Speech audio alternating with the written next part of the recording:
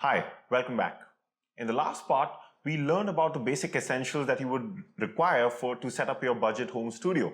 And one of the first things that we saw there was the strobe light. Now in this section, we'll be looking deeply into what a strobe light is, into its anatomy and how it works so that you understand how the strobe light works and why is it so essential in studio photography. So let's start. Now here what I have with me is a strobe from an Indian company called Simpex, very popular in India, and this is the Simpex DT300.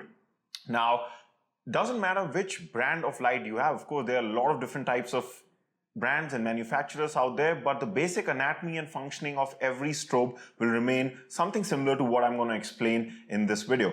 I'll also be later on showing you the functioning of another brand which is called Chrome, which is very popular internationally. It's a Swiss company. So I'll be showing you the Chrome FRX 200, and what you'll find is that it's very similar to this particular light. Right, so let's get started with how a strobe basically looks like. So this is a strobe light. Now one of the most important functions, or one of the most important parts of a strobe light is this particular thing that you see, which is something spherical in shape. And this particular thing is called as the flash unit of the strobe light. Now, just to make you understand this, if you remember in the first part, I've already told you that a strobe is not really different than any other type of flash that you've been seeing. So you must have seen the pop-up flash on your camera, it just comes on top and goes, or you must have seen an external flash like this, which can fire like this. So a strobe, the flash unit of a strobe does exactly that. So if I just fire this, you can see that this is really not too different than the other flashes that we have, but it's just way more powerful than the other flashes that we have, and that's going to play a very important role later on, that we'll understand later on when we actually shoot. But just think of this as a really powerful flash. We'll also be talking about the power of this flash just in this very video slightly later on. Now the question you must be asking is that how do you actually trigger this flash when you're taking a shot? Well, the answer to that lies in this device, which is called as a wireless trigger for the light, and you normally get this along with the light when you buy it. Some shopkeepers may not give you the trigger along with the light. In that case, make sure that you ask for this trigger, because what it does is, just like the name suggests, it's going to trigger this flash. Now, how does it work with your camera? That's what we are interested in.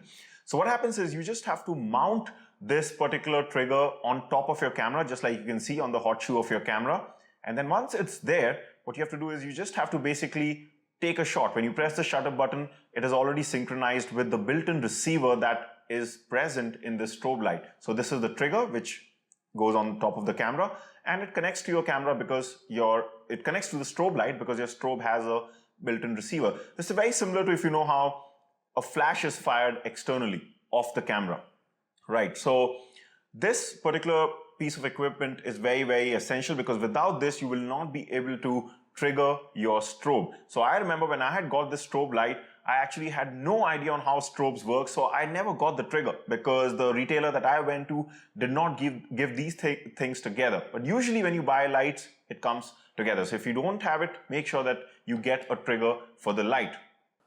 Okay, so I just want to cut this video short for a moment just to show you that in case the same thing happens with you, that you do not get the trigger system along with your light, which usually you will get, but let's say if you don't get, then you can purchase a trigger system like this. So it's the same thing that we are seeing. You can see the left device here is the transmitter, which is the thing that goes on top of the camera's hot shoe, just like I showed you. And sometimes if your strobe doesn't have an inbuilt receiver, you'll also get this device, which is the receiver, which will just connect behind the strobe like this, and then you'll just put your transmitter on top of your hot shoe, and it's just gonna sync your strobe with this, and you can fire away. So if you do not get the thing with your strobe, the trigger system, you can always buy it separately, and it might look like this, though different brands may have a slightly different way of functioning, but the overall look will remain pretty much similar to this. Now let's get back to the video. Now, if you don't have a trigger, what's going to happen, and the mistake that I used to make was that I actually never even knew that this was a flash unit. So what I used to think was, and this is a very common mistake made by beginners when we buy strobe lights is that we see this bulb. You see this bulb right here. Now this is called as a modeling lamp, right? So this is another, like piece of something that's like a source of light. And how it works is there's a button behind. If I just switch this on, this basically turns on, like you can see here. And I can turn this off. And the moment I discovered that button, I thought that's what a strobe is for. That you just switch on this modeling lamp and then you just throw this on your subject and you keep on taking shot. But that's no different than using, let's say, a table lamp. But I never knew this for a long time. So the reason why we don't use the modeling lamp and we use the flash unit is because the flash is way more powerful than the modeling lamp. And that allows you to shoot at ISO 100, which if you're already familiar with photography, the technical part, shooting at ISO 100 will give you the cleanest images. Whereas if you're shooting using the modeling lamp, since it's not very powerful, you might have to increase your ISO. So the correct way to use the strobe light is to synchronize your camera with the trigger and then fire the flash like this. Because this light is very strong, and when this falls on your subject, you'll be able to shoot at ISO 100 and get cleaner images. So that's one of the main reasons. But then what is the purpose of having a modeling lamp? Well, a modeling lamp is there to preview your shot, how the lighting will look on your subject beforehand, so that you can see before you take the shot, what is the desired type of lighting that you want. Because a flash just triggers like this when you take the shot. So you can only come to know after you've taken the shot how the shot is. But that can get a bit frustrating to make the trial and error every time. So a modeling lamp, if you just switch on the modeling lamp like this, what happens is that you're able to see, is the angle of your lighting correct? Is your composition correct? Is the light falling on the desired part of the person's face and other things? So basically you get a preview of the shot that you're going to take. That is the main purpose of using a modeling lamp. So we'll be talking more about modeling lamp later on when we actually take the shot using a strobe light. But for now, if you're getting confused, don't worry about it, because that will be solved later on for you. But right now, what you just have to understand is that flash is what generates the image, and we don't really use the modeling lamp to actually take the shot. Now, the second important thing that you have to understand when it comes to a strobe light is, what is wattage? Now, the second important thing that you have to understand when it comes to a strobe light is, what is wattage?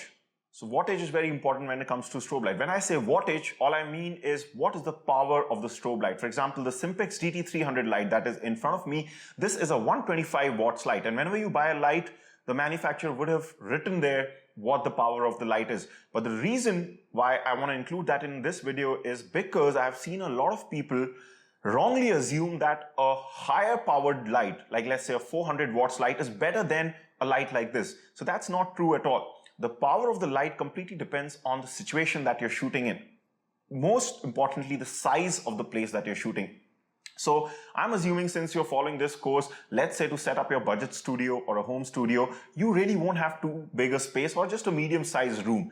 And for these small spaces, anything from 100 to 200 watts is absolutely fine. I have never felt the need to really have more than 125 watts of light. I've been using this for quite some time because I normally do it in small to medium sized room. Of course, if you have a commercial studio and it's really large in space and you're shooting groups of people, you might require a 400 watts light, but those are slightly more expensive.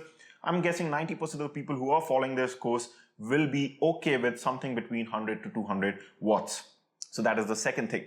Now, the third important part of a strobe light is that whenever you buy a strobe, make sure that it has a button or a knob which can allow you to change the power that the output, or basically the power that the strobe is generating.